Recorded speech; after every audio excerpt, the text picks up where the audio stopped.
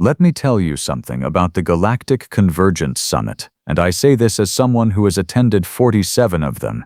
It is, without exception, the most boring event in the known universe. Thousands of species, hundreds of delegations, one enormous space station shaped vaguely like a pretzel, and absolutely nothing interesting ever happens. You shake appendages, you exchange diplomatic pleasantries. Someone from the Vorith Collective tries to eat the centerpiece again. Classic stuff. So when the humans showed up, I will be honest with you, nobody was particularly impressed. Oh, we had heard things. Whispers, really. The kind of second-hand intelligence that gets passed around at these summits, like bad fermented nutrient paste. Some trade convoy pilot swore he had watched a human reach into a live electrical conduit with his bare hands and fix it, laughing the whole time. A Delvari reconnaissance scout filed a report claiming she had watched a single human female carry a wounded companion twice her size across 7 kilometers of hostile terrain, in the dark, without stopping. And then there was Commander Preth of the 9th Boundary Fleet, who submitted a formal inquiry to the Galactic Council asking, and I quote directly from the document, "What exactly are these things, and should we be concerned?" The Council filed his inquiry under miscellaneous. That is where good ideas go to die. Anyway, the summit. The human delegation arrived late, which was already unusual. Most species arrive early to position themselves favorably in the seating arrangement. Status, optics, all of that. The humans arrived 43 minutes past the opening ceremony, walking in through the side entrance like they had simply taken a wrong turn somewhere and ended up at a galactic summit by accident. There were 5 of them. They were not wearing ceremonial armor. They were not flanked by bodyguards. One of them, a shorter one with close-cropped dark hair and eyes the color of old copper, was eating something out of a small crinkled bag and offered some to the Vorith ambassador, who recoiled as though personally threatened. I was seated in the observer gallery with Tuvek, my colleague from the Aethan Press Syndicate, and he leaned over and whispered, "Which one is the leader?" I studied them for a moment. I genuinely cannot tell. That was the first interesting thing. The human delegation took their seats at table 17, which is traditionally reserved for mid-tier emerging civilizations. Not an insult exactly, but not a compliment either. Placed between the Marathi bloc, who communicate exclusively through scent and had been causing ventilation problems all morning, and the Solvane technocrats, who consider eye contact a declaration of war. Difficult neighbors. The humans sat down, looked around, and seemed completely unbothered. The one eating from the bag finished her snack, folded the bag into a perfect small square, and tucked it into her jacket pocket. She caught me staring. She winked. I did not know what that meant. I spent the next 20 minutes trying to determine if it was an aggression display. It was not, I would later learn. It was friendliness. Humans do that with their faces constantly. It is alarming. Now, the reason anyone pays attention at these summits, if they pay attention at all, is the strength accords discussion. This is the part of the summit where military alliances get quietly restructured, where species position themselves in the hierarchy, where the real politics happen underneath all the diplomatic language. The formal question posed every summit by tradition is simple. Which civilizations are prepared to contribute their most capable representatives to the Galactic Joint Defense Initiative? Translated plainly, who has the strongest fighters, and will they share? The Krathali sent their champion first, as they always do.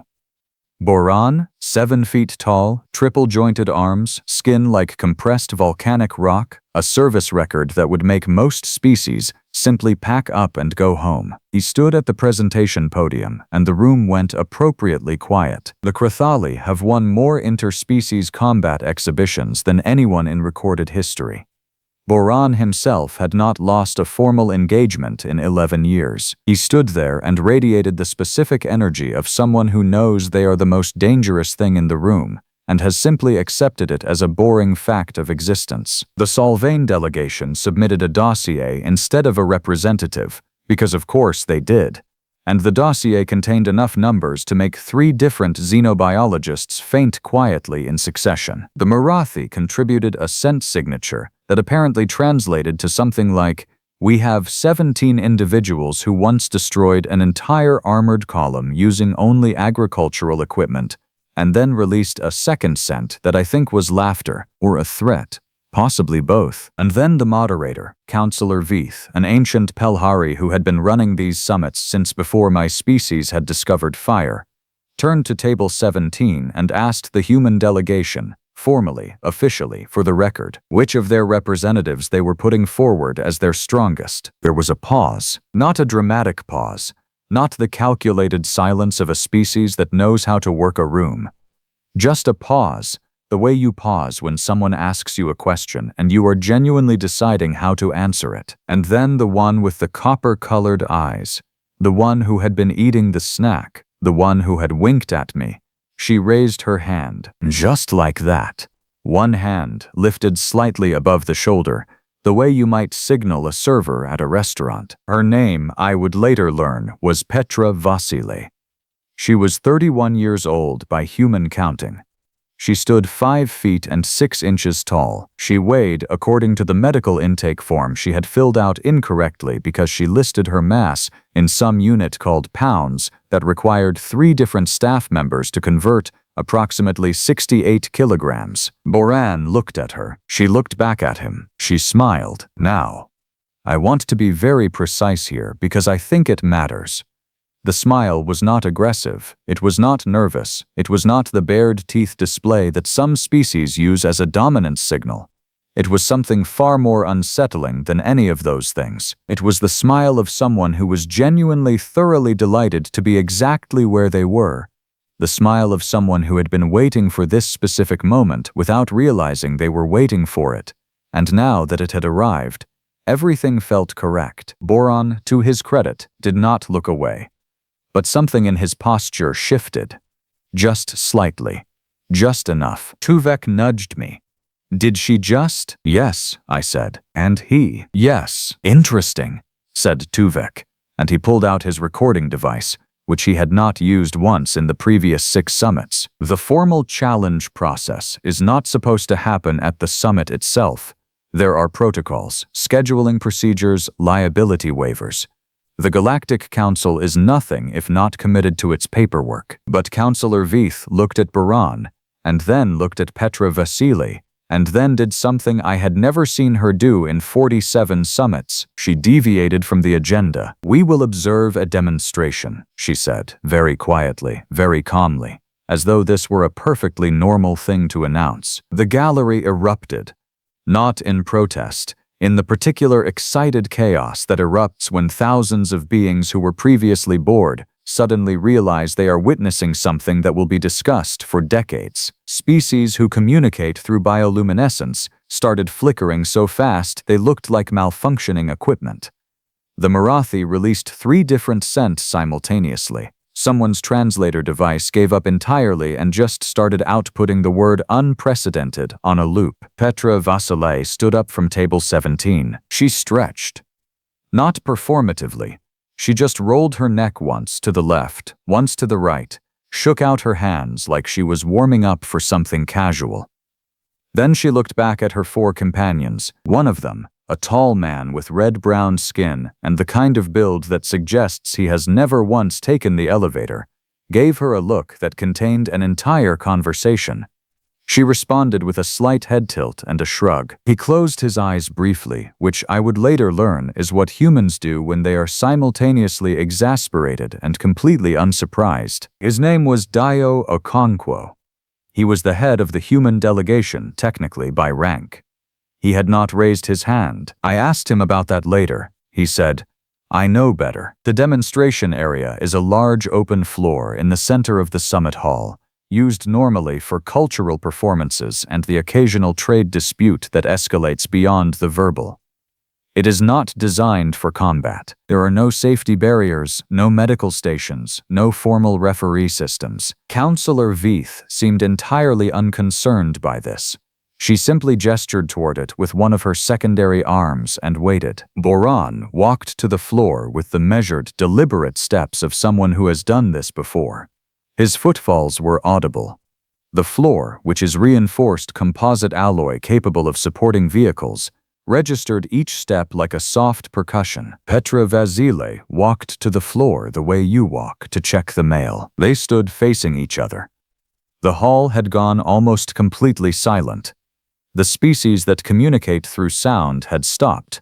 The ones that communicate through light had dimmed. Even the Marathi had ceased emitting anything, which the ventilation staff reportedly found deeply confusing. Counselor Veith said, simply, terms. Boran said, first yield or incapacitation. Petra Vasile said, sure. There is a particular sound that occurs in large groups of beings when something happens that nobody was prepared for. It is not quite a gasp and not quite a cheer, and it is not silence.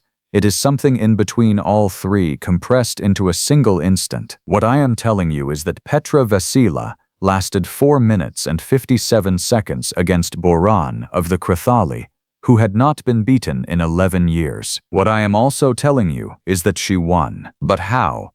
That part, that specific, extraordinary, deeply confusing part, is something you are going to need part 2 to understand, because what happened in those 4 minutes and 57 seconds was not what anyone in that gallery expected. It was not what Boran expected, and honestly, based on the expression on her face when it was over, I do not think it was entirely what Petra Vasili expected either. She looked almost surprised. Almost.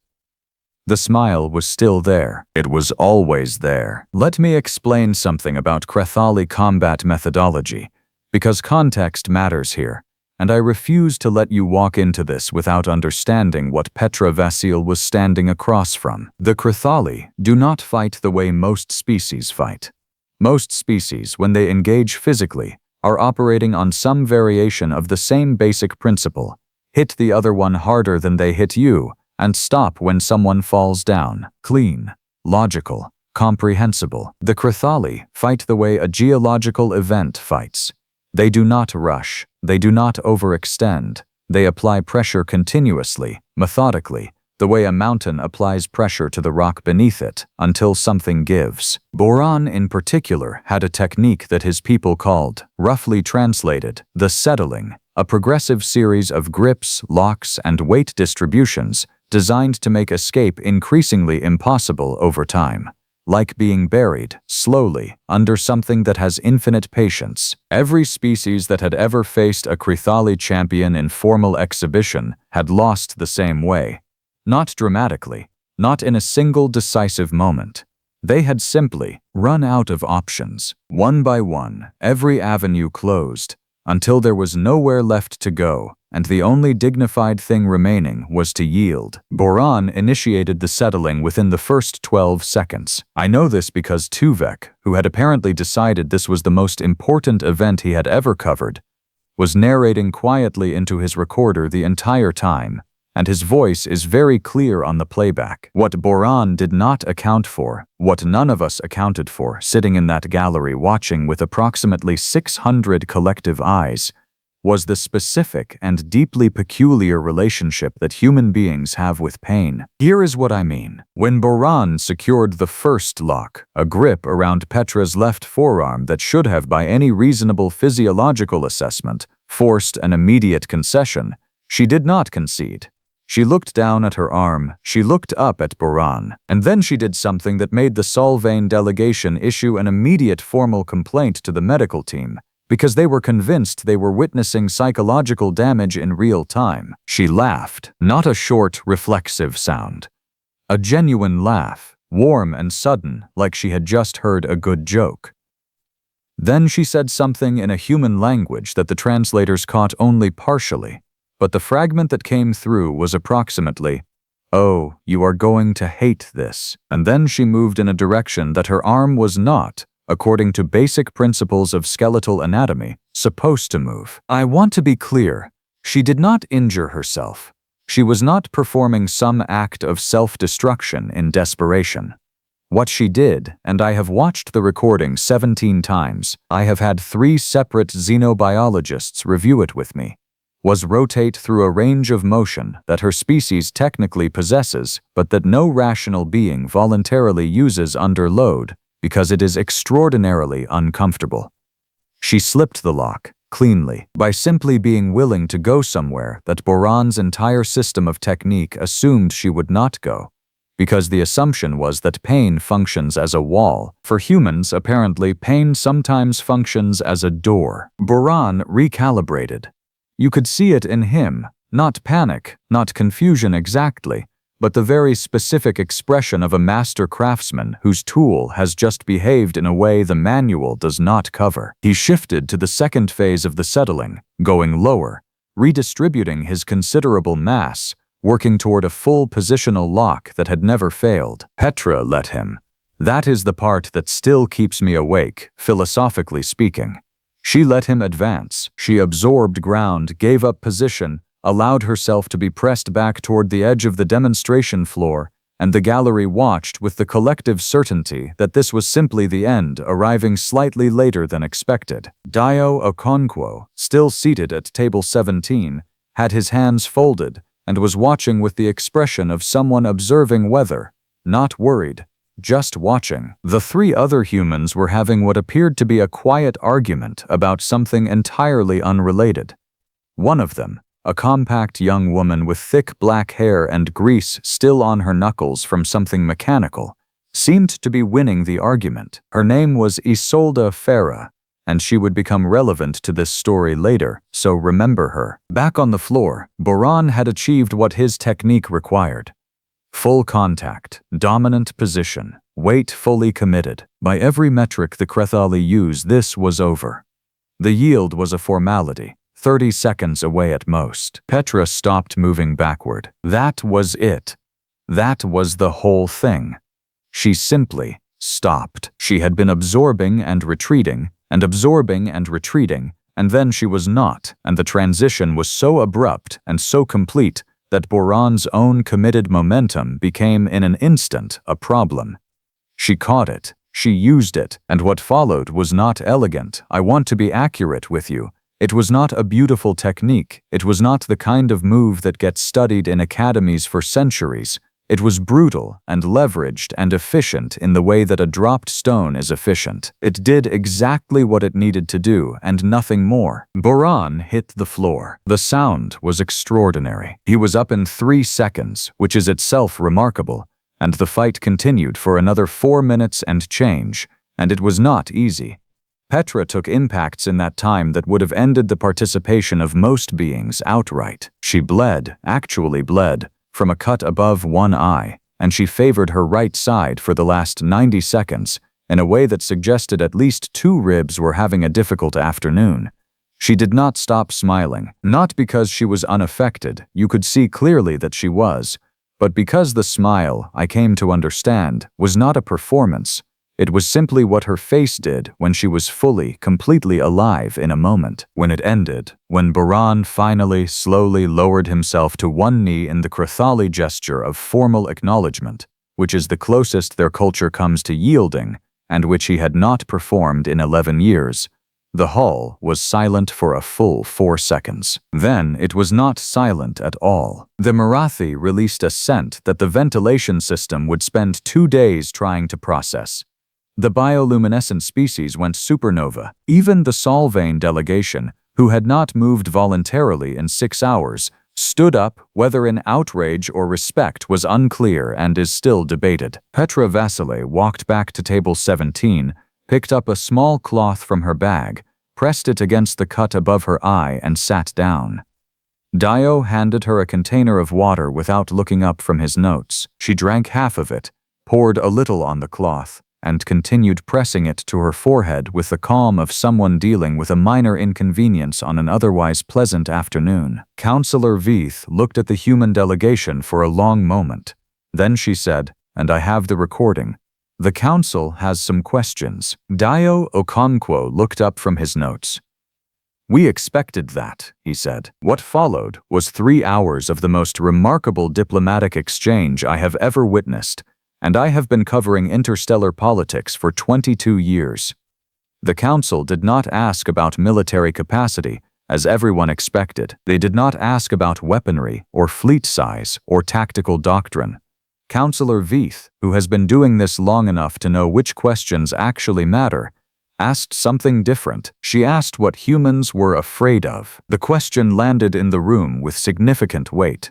It was not an insult. Veith does not traffic in insults. It was a genuine inquiry, the kind of question you ask when you are trying to understand something at the root rather than the branch. Fear is the architecture beneath every civilization. What a species fears tells you everything about what they are. Dio considered it for a moment. Then he said, "Forgetting." The translator rendered it accurately, but the room did not immediately understand, so he continued. "We are afraid of being forgotten, of the people we lose being lost completely, like they never existed, of our own extinction not because it ends us, but because it would mean nothing we ever did or felt or built would remain." He paused. Everything else, the pain, the danger, the odds, that stuff we are more or less fine with. There was a silence. Yusul de Ferra, from the other end of table 17, added helpfully, "We also hate being bored." Someone in the gallery laughed. Then several more did. The tension, which had been enormous, cracked open and something warmer came through it. Councillor Veith turned to Petra Vasile specifically and asked, "When you fought Boran, were you afraid?" Petra lowered the cloth from her eye. The cut had slowed. She thought about the question with the genuine seriousness it deserved. "Sure," she said, "and yet you proceeded." "That is usually what you do with fear," Petra said. "You say hello to it, you let it know you have noticed it, and then you proceed." The fifth member of the human delegation, a quiet older man named Ferenc Balot, who had not spoken once during the entire summit, leaned forward slightly and added, "We have a saying, courage is not the absence of fear, it is deciding something else is more important." Councillor Veith was quiet for a long moment. Then she said, "We have been classifying your species as an emerging civilization, mid-tier development. I believe that classification requires revision," Dio said very carefully. "We appreciate that. You are not comfortable with that compliment," Veith observed. "We are not comfortable with classifications generally," Dio said. "They have a way of becoming ceilings," and there it was, that one sentence recorded in full by Tuvek, transmitted across 47 news networks before the summit even concluded, quoted in 16 formal diplomatic communiques within the week. That was the moment, historians would later argue, when the Galactic Council stopped thinking of humanity as a curiosity. Because here is the thing about civilizations that have been around long enough to see species rise and collapse and rise again, long enough to understand that power is cyclical and empires are temporary. They develop a very particular sensitivity, a nose for it almost. The ability to recognize, beneath the noise of capability and strength and all the metrics we use to measure each other, the quieter and far more durable quality that actually determines which species endure, the willingness to keep going, not because the odds are favorable, not because victory is assured, but because the alternative is to stop. And stopping is the one thing they have collectively, culturally, almost biologically decided they will not do. They turn fear into fuel. They turn pain into information. They turn impossible odds into a specific kind of energy that does not have a name in most languages, but that every species recognizes when they see it. The way you recognize a fire from a distance without needing to understand combustion. Boran requested a private meeting with Petra Vasile the following morning. I was not present, obviously, but Tuvek has sources everywhere, and the summary he obtained goes like this. Boran asked her to explain the moment when she stopped retreating, what the calculation was, what she had assessed, in that instant, that told her it was time. Petra reportedly thought about it for a while. Then she said there was no calculation. She said she had simply reached the point where retreating stopped feeling like strategy and started feeling like a habit. And she does not do habits in a fight. Boran apparently sat with that for a long time. Then he said, in what I am told was a very quiet voice for someone of his considerable size, "We have been fighting for 300 years. I have never thought about it that way." Petra said, "You might want to." The summit concluded 2 days later. The human delegation was reclassified, not to any of the existing tiers, because it turned out the existing tiers did not quite fit, which required an embarrassing amount of emergency paperwork from the classification office. They were listed provisionally as category unresolved, which sounds like a bureaucratic insult, but is actually, within the council's formal structure, reserved for civilizations that require a new framework entirely. I filed my story from the press bay on the last night, looking out at the star field through the reinforced viewport, trying to find the language for what I had watched over the past 3 days. Tuvek read my draft and said I had undersold it. He is probably right, he usually is. What I wrote was this: the humans came to the summit expecting nothing and carrying everything. They did not announce themselves. They did not perform. They simply existed, fully and without apology, in the specific extraordinary way that their species has apparently decided is the only way worth existing. They brought their strongest, and she raised her hand. And when the moment came, she smiled. Not because it was easy, because it was hers. I think about that smile sometimes, on the long transits between assignments, when the work is slow and the star field outside the viewport looks the same as it always has. I think about what it means to look at something enormous and difficult and unknown, and respond to it not with calculation, not with strategy, not even with courage exactly, but with recognition, with something almost like joy. I asked Petra, before the delegation departed, if she had known she would win. She tilted her head, the way humans do when a question is interesting to them. "No," she said. "Were you confident?" I asked. She thought about it. "I was committed," she said. "That is different." She picked up her bag. She waved, just a small, easy lift of one hand, and walked toward the departure gate, and I watched her go, and I thought, yes, the classification requires revision. Every classification requires revision when the thing you are trying to classify refuses, cheerfully and completely, to hold still. Category unresolved. Honestly, for humanity, it fits perfectly.